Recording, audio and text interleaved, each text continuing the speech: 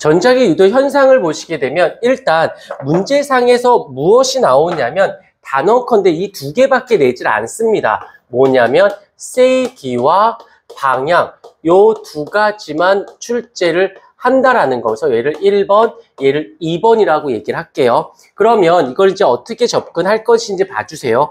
일단 이 전자기 유도는 발전기에서 가장 많이 쓰이는 건데 어떤 거냐면 일단 운동 에너지가 있어요. 이 운동 에너지가 전기 에너지로 바뀌는 것을 우리는 전자기 유도 현상이다라고 하는데 머리에서 편집하는 것이야, 편집. 자, 여기에서 이 운동한다라는 건 다른 어휘로 쓰면 변화가 생겨요. 그러면 그 변화에 의해서 전류가 발생을 한답니다. 여기서 우리가 봐야 되는 건 이렇게 생긴 운동에 의해 운동 에너지 변화에 의해서 생긴 전류를 우리는 뭐라고 하냐면 유도 전류라는 말을 쓰게 되어져요. 일단 난 누구를 먼저 터치할 거냐면 세기와 방향을 다 하지 않고 여기서 세기만 먼저 할게요. 이걸 정리한 사람이 패러데이라는 분이고 방향을 정리한 게 렌츠라는 분에서 패러데이 법칙, 렌츠의 법칙인데 난 패러데이만 먼저 할게. 자, 이렇게 됐어. 그러면 그대로 가보자. 아, 변화가 생기면 전류가 생겨. 그러면 첫 번째, 변화가 일정하다라고 생각해 볼까요? 변화가 일정하면 당연히 변화가 생겼으니까 전류가 생겨야 되는 거고 일정하다 했으니까 전류도 일정해 주셔야겠죠. 이걸 그대로 쫓아가. 생각이 많으면 틀려. 그러면 두 번째로 갈게요. 변화를 증가시켜 볼게. 변화를 증가시키게 되면 변화가 생겼으니까 전류가 생긴 게 맞는데 증가했으니까 여기서는 세기가 증가했어요 라고 하는 거지.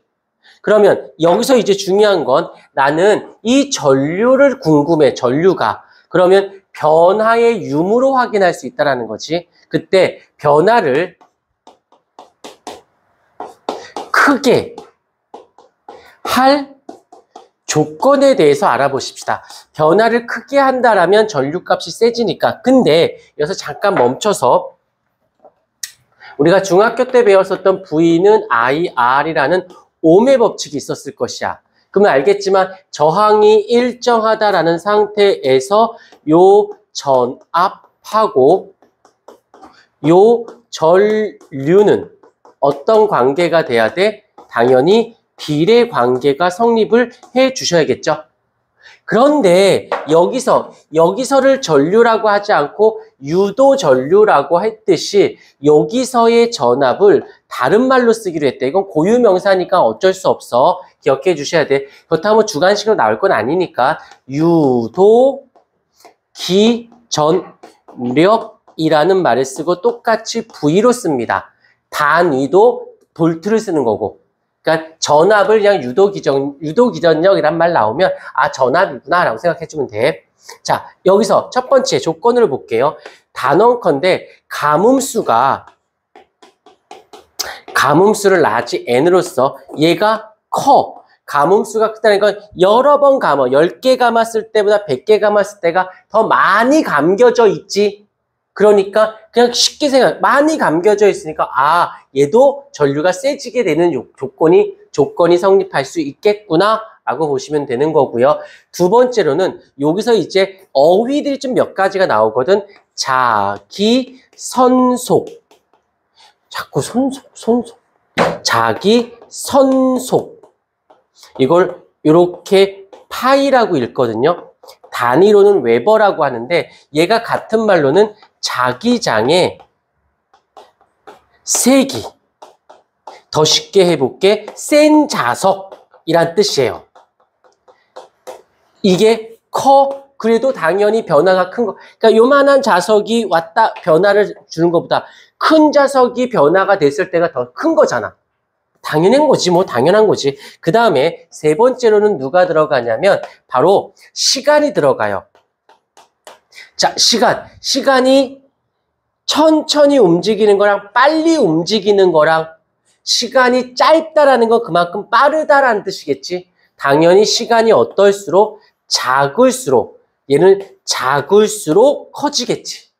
이거를 이제 어떻게 수식화, 공식화 시켜볼게요.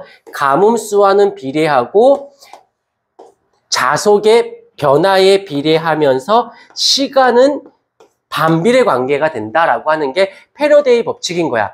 혹시라도 이걸 갖고 뭐 숫자 대입하면 그냥 어렵지 않게 그냥 숫자만 대입해 주시면 돼요. 근데 이거 갖고 디테일하게 나오진 않으니까 지금 나 뭐 했냐면 세기에 대한 이야기를 했습니다. 자, 그대로 이어가 볼게. 자, 그러면 이제 첫 번째가 됐으니까 두 번째로 가야겠죠. 바로 이제 방향에 대한 렌츠의 법칙에 대한 이야기를 할 건데 여기서 일단 세기만 따졌을 땐 이게 다야. 근데 이제 방향이 들어가면 생각이 조금 더 많아집니다. 어떻게? 운동 에너지가 즉 변화. 여기서의 이제 변화는 이제 디테일해질 수밖에 없어요. 방향이기 때문에 어떻게 외부 자기장에 변화가 생기는 거예요. 그러면 전기가 생기는 게 아니라 이것 때문에 내부에서 거부, 같은 말로는 방해에 의해서 내부에서 무엇이 생긴다? 자기장이 발생을 하는 것이지. 요게 들어가는 거야. 여기서 중요한 포인트 지점은 얘가 되어지는 거지. 오케이. 그래서 거부하려는 자기장이 생겨서 이 자기장 때문에 우리 알죠? 이걸로 인해서 어떻게 코일에서 전류가 발생을 하게 되어지는 겁니다가 되는 거지. 자, 그러면 생각해보자. 그대들이 선생님이라면 왼쪽 거 세기 낼래요? 방향인 오른쪽 거 낼래요? 당연히 방향 내겠지. 왜? 이 방향을 하려면 세기를 담고 거기에 방향적 개념이 추가가 되니까. 오케이. 자, 이제 보자. 이거 한번 보여줄 테니까 볼게요. 첫 번째, N극이 와. 그러면 얘 입장에서는 방해 거부해야 돼. 오지 마라고 막아야 되니까 여기서 그림을 살짝 하나 그려볼게. 여기에 지금 솔레로이드가 이렇게 감겨져 있다고 치자. 이 N극이 오니까 요 라인에서 N극이 생겨야겠죠. 왜? 청력 오면 오지 말라고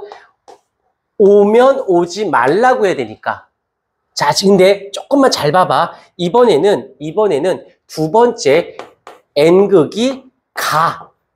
그러면 여지없이 방해해야 돼. 그러면 여기에서 가지 말려면 S극이 생겨야겠죠.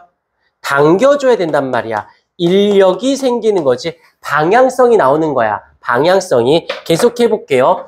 이번에 세 번째. 이번엔 S극이 와. 오면 또한 거부해야 돼. 오니까 S극이 생겨야 되는 거지. 똑같은 S극인데요. 아니야. 얜 가는 걸 가지 말라고 하는 거라면 오니까 오지 말라고 청력이라는 S극이 생긴다는 거지.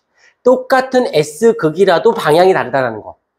오케이, 잊지 마시고. 그 다음에 네 번째. S극이